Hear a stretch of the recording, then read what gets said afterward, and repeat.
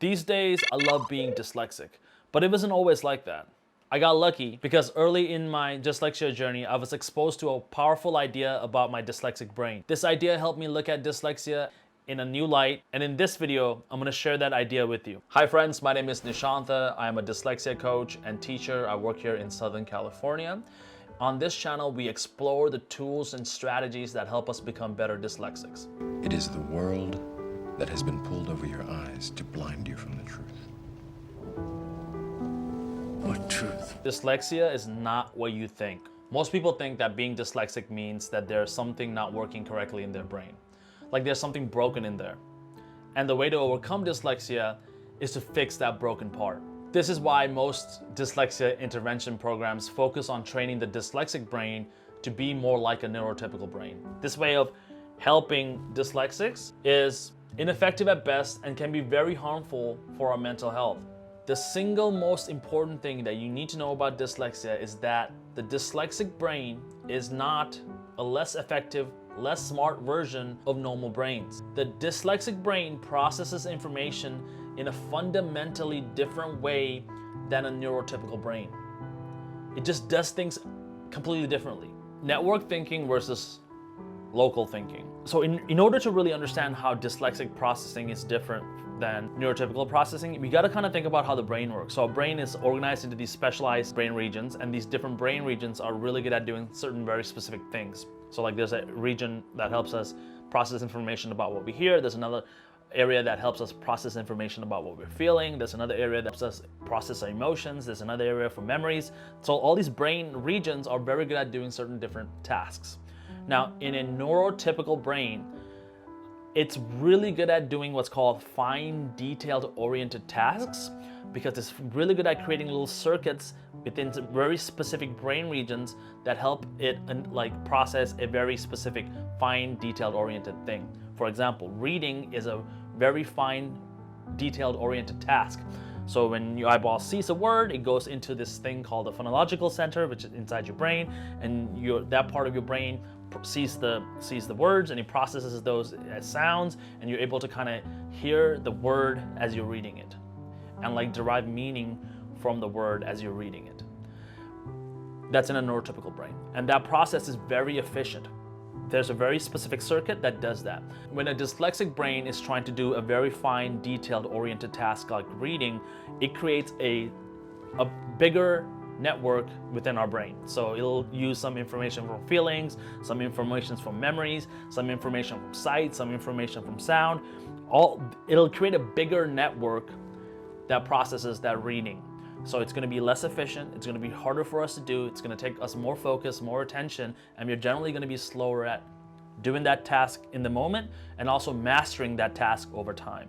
Now, if you want to really dig deeper into like understanding how a dyslexic brain is different from a neurotypical brain, I did a video. I'll put it to the link right here and in the description below. Those are the two different types of processing that I want you guys to really think about, is a neurotypical way of processing things, fine detail-oriented tasks, and the way dyslexics process things, which is a broad networked type of processing. So our brains are geared towards broad processing, creatively thinking outside the box, thinking in bigger pictures, thinking in systems, rather than really fine detailed oriented tasks like reading and doing math and finding directions and spelling, things like that, procedural tasks and things like that. So that's the first thing. Your brain is not stupid. It just processes information differently than a neurotypical brain. There is a lot of advantages to being able to process information the way your brain processes information. So just remember that the next time you're feeling like frustrated because you can't spell something, or because you can't read something, or you're having a hard time like following directions, our brains are generally not geared for that thing. It's okay because we can use other methods to overcome those challenges. But for right now, just remember that our brains are just physically wired to process information differently than the people that you're probably sitting around or the people that you're around. Only 10% of the general population is dyslexic. So 90% of the people around you are not going to be thinking like you. Your teachers are not going to be thinking like you. The people that at your work are not going to be thinking like you. So the systems that are in place is not really designed for your brain. It doesn't mean that you're stupid. It just means that your brain doesn't function well in those situations. All right, a quick announcement before we get to the rest of the video. I'm doing a little experiment. I want to give away 3 one-hour free dyslexia coaching sessions with me. All you got to do is comment below saying, I want a coaching session, and then follow me on Instagram, and then send me a DM, and then you'll be entered, and I'll pick 3 people at the end of this month, and then you'll get a free coaching session if that's something you're interested in. All right, let's jump back into the video. Cheers. So far, so good. We're doing good. We're here. Let's get in here and let's really focus in. All right, so let me just give you an example to kind of demonstrate what I'm talking about here. So let's take a world champion weightlifter and a world champion ballet dancer. These 2 athletes are going to have very different physical talents. You know, one of them is going to be really strong, the other one's going to be really graceful, for example. If you were to take those 2 people and we had them compete against who can chop down the most amount of wood with an axe, you can pretty much always bet on the person who's stronger to do that, right? Because that person has the physical attributes to go ahead and chop that wood down really easily.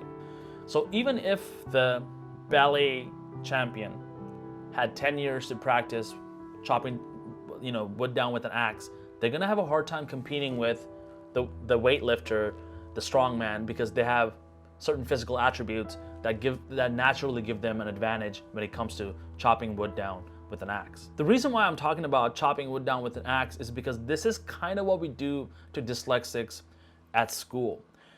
We take a person who naturally has a huge disadvantage when it comes to reading and writing, and we tell them, just practice reading and just practice writing, and eventually you'll be able to compete with all these people.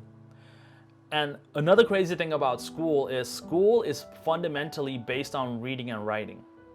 The first 4 years you go to school, you learn to read, and then the rest of the time you're reading to learn. The general idea is, when we go to school, when we are training dyslexics to be successful at education, on an education system, what we're doing is akin to telling them, get better at chopping wood, and eventually you'll be able to beat these people. I'm sorry, but doing that is not gonna help dyslexics. And that system really needs to change. And I'm a teacher, and I think the people that are doing that has good intentions. They actually believe what they're saying. They want people who are dyslexic to be successful, but that is not something that works. It's better to take that tool of an axe away from the ballet dancer and give them a different tool like a chainsaw, because a chainsaw kind of equalizes the physical power that's needed in order to cut down a tree, right? So with the chainsaw, it doesn't matter how strong you are. You can just kind of apply the tool, and the tool will do most of the job for you. And this is exactly what you need to do, and this is exactly what I did when I was trying to figure out my dyslexic challenges. I knew that it was going to take me a long time to get at the same level as other people when it came to reading, writing, spelling, following directions on certain things, because it just takes my brain a lot longer to do it. So what I've done is, instead of just 100% focusing on getting better at reading, getting better at spelling, getting better at all these different things that my brain is just challenged at doing, I figured out how to use different tools to help me increase my ability to do those tasks anyway, because I need to be able to do those things so I can just be happy, so I can be successful, so I can do the same activities other people do. The really cool thing about approaching dyslexia in this way, as using like tool leverage to give yourself an advantage, is that you can already participate in the things other people are already doing. So once you have the tree chopped, you can build things with it, and that's kind of what I'm doing with dyslexia. Once I'm using a tool to read, once I'm using a tool to write, once I'm using a tool to remember directions, now I can actually participate. Now I can actually do things other people are doing, and by doing those things, my reading gets better, my writing gets better, my procedural learning gets better. And now that I'm participating in these like broader, bigger, creative, big picture type activities, I'm able to actually use my dyslexic advantages to actually be really successful, more successful than if I was a neurotypical person. All right, a quick announcement before we get to the rest of the video. If you're dyslexic and you wanna join a community of like-minded dyslexic people, join the community. It's at community.howtodyslexia.com. I'll leave a link in the description below. All right, let's jump back into the video. Remove the bottlenecks from your workflow. So the framework that you need to apply to figuring out your dyslexic challenges is figure out the workflows that you're doing. So if you're reading a book, what are the exact steps that you're taking in order to read those books?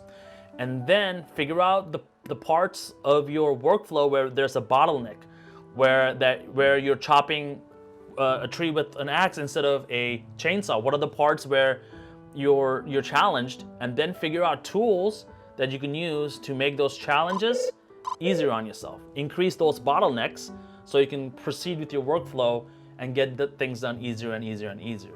And if you do this for a long enough period of time, what you're gonna find out is you're gonna have a very specific workflow for each thing that you're doing. So if you're doing math, you're gonna have a very specific workflow. If you're reading a book, you're gonna have a very specific workflow. If you're writing a story, you're gonna have a very specific workflow. If you're making a YouTube video, you're gonna have a very specific workflow. And once you figure out your workflow and you write it down, you can start applying and experimenting with different tools that help you optimize this workflow so it's really easy for you. And eventually what's gonna happen is you're gonna start doing things that you never thought you would do, like reading tons of books. Like this year, I'm on track to reading over 100 books. And that's because I'm using a very specific workflow to do it. And I'm really enjoying this process of reading because I'm making it my own. I'm really leveraging my strengths and using tools to overcome my challenges. So that's the big idea. I hope you guys liked it. See you guys on the next one. Bye, everybody.